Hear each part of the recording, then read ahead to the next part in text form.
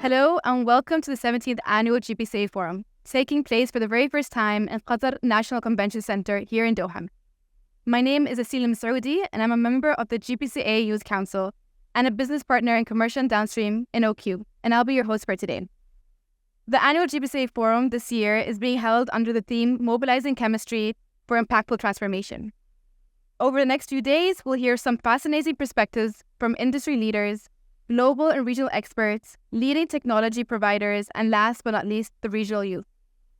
Joining me on a special edition for annual GPCA TV and podcast is Bob.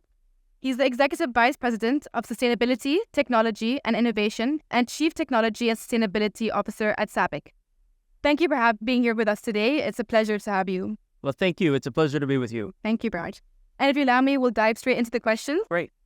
What, in your view, will be some of the key challenges for the chemical industry on both a regional and global level? Yeah, look, I think this event this year at GPCA here in Doha and the theme around mobilizing chemistry for transformation, I think is a perfect fit for the challenges, right? I think if you look at our region, specifically here, you have significant opportunities for growth, a greater need for leveraging new technologies around feedstocks. You have, I think, an opportunity for immense investment and development of talent in the region. But at the same time, you have a global environment where increased regulatory pressure, increased pressure on sustainability, whether it be decarbonization, whether it be circularity, whether it be, safer chemistry and chemicals of concerns in the product. So there's a much more complex global landscape on the regulatory side, while at the same time an immense opportunity for growth. So how do we develop the right talent to achieve this? How do we ensure that we have the right technology solutions to meet the needs of the market? How do we make sure that we understand the regulatory changes and are making the right investments as we grow to deliver against that future? But despite the challenges, I think it's an amazing time of opportunity for the region. I think this is the time that the region can move really forward from being an in-licenser of technology to really being a leader in technology for our sector, being able to be a global player and leader in many of the segments that we serve. So I think this is the time that we should think about opportunity versus challenge. But I'm very excited about it. And this session is a great one to engage with many of the leaders involved in that transformation. I completely agree. And on the topic of sustainability, can you tell us more about the SABIC decarbonization roadmap? What does it involve and how do you plan to achieve it? Great question. We've spent several years now, one starting with getting alignment around the roadmap and now moving very fast from the roadmap into a clear execution plan. Our roadmap and, again, our commitment is around two parts, a 20% reduction versus 2018 levels by 2030, and then carbon neutrality by 2050. And to achieve that, in the near term, I have a focus on the 20%.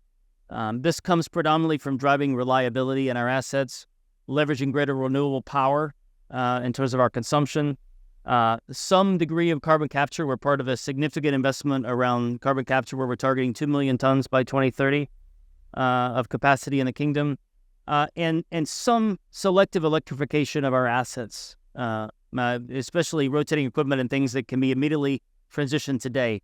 We see a very clear path towards that 20% reduction. We've already delivered half of that reduction. So I think we're on an excellent path to 2030.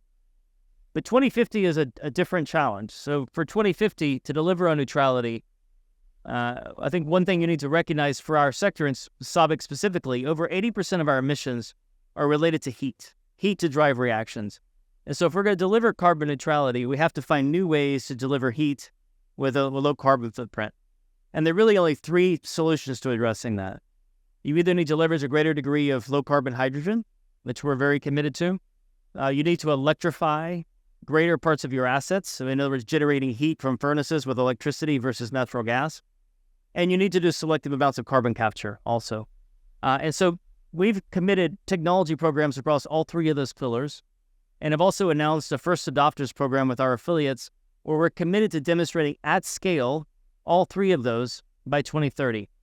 And once we demonstrate and de-risk those solutions, then we'll be ready to roll out across our assets the solutions for 2030 to 2050. So I think we're very excited about not just having a roadmap and having one at each plant, but knowing that we know the tools needed to deliver it, that we can deliver the near-term impact today, but that we have a clear plan for delivering that 2050 impact But the 2050 impact really requires what I call three pillars. It requires embracing innovation at a level that we have not done before, especially in these very mature technologies. We need to embrace the risk associated with that. We're going to have to invest in technologies and, again, very mature assets with mature solutions today that will not meet the needs of the future. We have to embrace the risk associated with that. Smart risk, targeted risk. And we have to collaborate in a very different way than we're used to collaborating with our peers, with the value chain. One example I'll give there, we're partnered with BASF and Linde in demonstrating electric cracking of our furnaces for olefin production, where we'll be completing the mechanical completion of our demo facility in Germany the end of this year. But once that's operational and ready for deployment, that'll be one of the first technologies that we scale by 2027 at a full scale. But that collaboration, sharing IP, collaborating, being more open with our partners, and like in that case with BASF and Linde, is an example of something that maybe we wouldn't have done in the past, but is key to de-risking some of these bigger technologies. Thank you for a really great answer.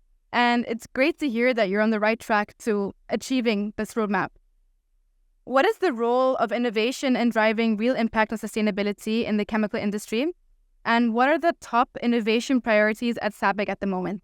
So, look, to deliver on these sustainability priorities, and whether it's decarbonization like we just talked about, whether it's delivering more circular solutions, for example, for plastics, or even whether it's addressing maybe chemicals of concern from a regulatory perspective in the products that we produce today, all three of those things you can't do with existing solutions. You have to invest in innovation. Now, maybe I'm a bit biased because I'm responsible for innovation, but I think for our industry to be successful, this is the time that we have to not only invest, but technology must deliver on what it's committed to. I'm excited for our teams because I know that they're committed to those spaces, but to deliver on these key sustainability challenges, it's essential that the business, the manufacturing, the technology are all coordinated together to make these changes, that we understand the roadmap and the commitments, and that we're investing together to go do it, because it can't be done the way we've done things today. To deliver on the future requires change. It's uncomfortable, but if we commit together to deliver on it, I know we can have a huge impact. And touching on the future, where do you see the future of plastics industry heading? And what is the role of the World Plastics Council in enabling a more sustainable tomorrow? Yeah, look, plastics, oftentimes get a bad reputation in the market, especially today.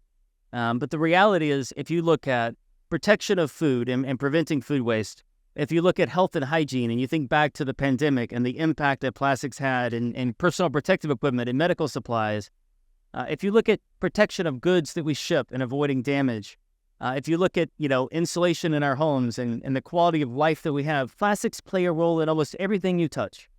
I think as an industry, we've not done a good enough job of making everyone understand that value proposition. I think it's kind of become almost just accepted that these materials are there without recognizing the role that they play in the quality of our lives.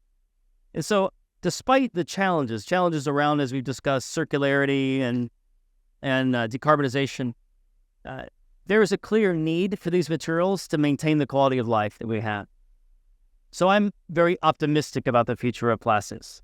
But at the same time, we can't decouple the challenges from that opportunity. We have to make sure that if we want plastics to continue to play the role that they have and to continue to deliver the benefit to society, we have to deliver a more circular future for plastics. So, and this is something that's uncomfortable for us because it involves parts of the value chain that maybe we had not been involved in before. We have to engage much more upstream in the waste collection, processing of waste, how we integrate those materials into our assets, whether it's through things like advanced recycling or mechanical recycling. We have to engage with brand owners and retailers on driving the transition that they're forced to go through on recycled content in their products. And the beauty of it being a chemist is that it's all about chemistry making these transitions happen across the value chain. We're in a great position as an industry to facilitate that whole value chain to make this transition happen. So that's why, when you ask the question, I see change for the industry. I see greater degrees of recycled content. I see greater degrees of delivering low carbon solutions. I see, in fact, greater degrees of design of products and how we use plastics to minimize the use in the format to make sure it's more recyclable. So there's a lot of opportunity. And that's why I'm optimistic. But at the same time, we have to be a part of it. Make it. And I see that happening currently. I see them investing in the youth, investing in education, like in schools, telling them the right ways of disposing of plastic, the misconceptions of plastics. And I feel like as an individual, I gain knowledge from that. But if we keep going in that stride, hopefully it's a good. And by the way, this issue, it's not just here in the region; it's globally, right? Correct. I live in a large city, Houston, in the U.S., and most of the material, even that we segregate for recycling, ends up in landfills. So there's a huge role of driving the right regulatory decisions too, right? How waste gets valued, how waste is positioned in the processing and recycle is something that we also have to push. And then we have to show that we can use that waste to create valuable new solutions. And I think if we show the use, that will drive the upstream regulatory changes that need to happen. I'll completely agree. And then leading up to our last question, how did you find the forum this year? And do you have any key takeaways? Look, I always I have to be honest, right? The end of the year, many times with the travel I have, and like many of the leaders here, we come to the end of the year almost running out of steam. But what I say is that this session always inspires me. It energizes me. It shows me the power of what our industry can and will do in the future. And so I always come away with just a great sense of excitement and hope and plans for the following year, despite the fact that it's at the end of the year. And you can hear it from the discussions already so far. I get great engagements from the ministers in the opening ceremony and their clear view on the role we need to play, the important role that the petrochemical sector plays for the energy transition. You see the engagement with a number of the speakers on the challenges and how they're all collaborating to go approach those. And back to one of your other questions, you also see the value of our products. The energy transition, I think there's this kind of bifurcation where people think, oh, energy transition, that's in conflict with petrochemicals. But the reality is e-vehicles, the batteries are going to be enclosed by plastic materials. The batteries are going to be composed of plastic materials. The automobiles are going to need to be lightweighted and safe and fire resistant.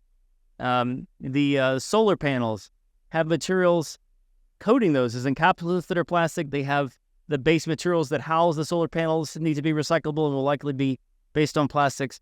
You look at broader things, wind, and again, energy storage we talked about, how we make our buildings more efficient. All of these things are tied to our materials. And I think you see that when you listen to the companies here. So far, it's been a great session. A lot of engagement with technology suppliers, customers, partners. But again, I come away more than anything enthused by the opportunity and the role that we play in giving society a higher quality of life and a benefit from our solutions. And I'm excited that there'll be even more of those solutions to come. Thank you so much, Bob. That's the last of my questions. I really enjoyed hearing all of your inputs and your insights. And I think you've been in GPCA for the past couple of years. Every time you come with an amazing energy. I personally got to be part of your speed mentorship session last year, and you really engraved my mind, and I just want to thank you for that. Well, thank you for that. And also just wanted to say, I think one of the benefits of this session is seeing the talent that we have in the region, like yourself. That session was fantastic last year. And to see you on the stage this year, great to see the development of the talent we have in the region and the future potential that we have. So thank you very much. Great to be here.